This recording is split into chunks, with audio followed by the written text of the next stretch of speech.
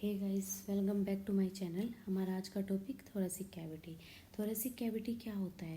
This cavity is situated in the upper part of the trunk. जो हमारा abdominal area होता है उसके ऊपर जो एरिया होता है वो थोरेसिक कैविटी होता है। Its boundary are formed by a bony framework and supporting muscle. ये क्या करता है? जो थोरेसिक कैविटी होता है ये एक बाउंड्री बनाता है और जो बोन्स का एक पूरा एक फ्रेम रेडी करता है जिसके अंदर हमारे ऑर्गन्स होते हैं। जो हमारे थोरेसिक कैविटी में ऑर्गन होते हैं उसके बाहर से जो बोनी का एक पूरा फ्रेम होगा और वो फ्रेम क्या करेगा, जो थोरेसिक कैविटी की मसल होगी उनसे उनको अटैचमेंट प्रोवाइड करेगा, उनको सपोर्ट करेगा चिपकने में। इसके दो तीन तरीके से हम इसको देखते हैं। अगर हम इसके एंटीरियर, अगर हम इसको आगे की साइड से देखेंगे ना तो इसमें हमें स्टर्नम दिखाई देगा, मतलब जो हमारे थोरेसिक कैविटी की मिड बोन स्टर्नम दिखाई देगा। और प्लस में क्या दिखाई देगा? Costal cartilage of the rib. Diagram में दिखाती हूँ। ये देखो, ये जो ब्लू कलर का है ना ये सारे रिब्स हैं। जो येलो है वो कोस्टल कार्टिलेज है और जो ग्रीन कलर का ये हमारी सेंटर बोन, ये हमारा स्टर्नम है थोरेसिक कैविटी की सेंटर बोन। जो हमारा कोस्टल कार्टिलेज है ना वो रिब्स को हेल्प करता है स्टर्नम से अटैच रहने में।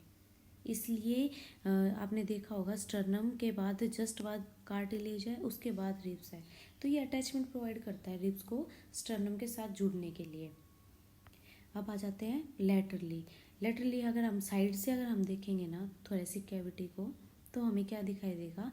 रिब्स यानी कि पसलियाँ दिखेंगी। 12 पेयर्स ऑफ रिब, 12 जोड़े पसली के और इंटरकोस्टल मसल। मैं डायग्राम में दिखाती हूँ। ये देखो, इंटरकोस्टल मसल जो होती है वो 3 पार्ट में होती है जो हमारी थोरेसिक कैविटी में होती है। External intercostal muscle, internal intercostal muscle और इनर मोस्ट इंटरकोस्टल मसल। तो हमारा क्या है, इसमें रिब्स दिखाई दे रही हैं आपको, एक ये कार्टिलेज भी दिखाई दे रहा है जो अटैचमेंट प्रोवाइड करता है। प्लस इसमें आपको बहुत सारा क्या दिखाई दे रहा है? पूरा मसल दिखाई दे रहा है। ठीक है, जो मसल्स होती है वो क्या हेल्प करती है?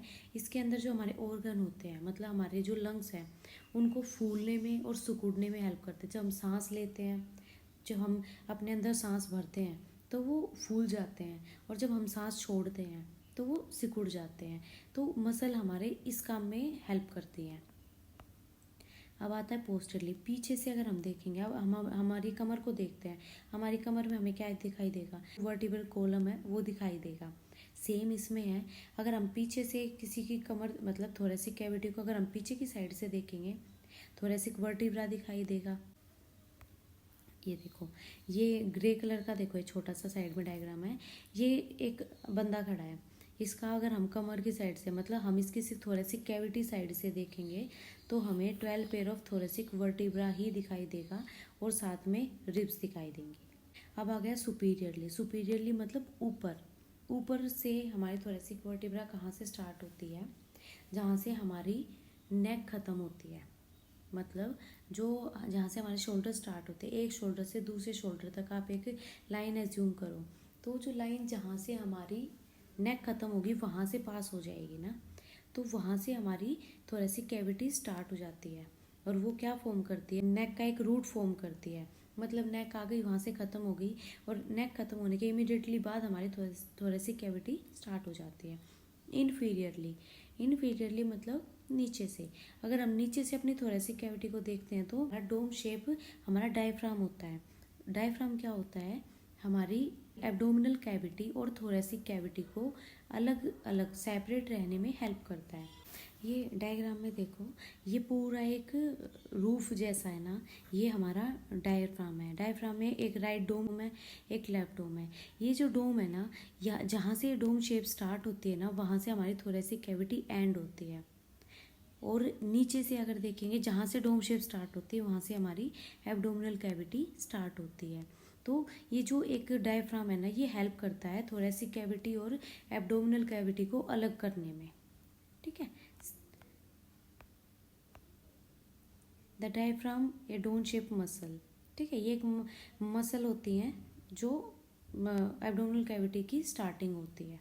ये हमारा जहाँ से ट्रकिया स्टार्ट होता है वहाँ से हमारा थोरेसिक कैविटी भी स्टार्ट हो जाती है। आपने देखा होगा स्टर्नम है, कार्टिलेज है, रिब्स है, है ना। इसके अंदर ऑर्गन दिखा रखे हैं। तो आज का हमारा ये छोटा सा टॉपिक था। आई होप आप लोगों को समझ में आया होगा। Thanks for the time.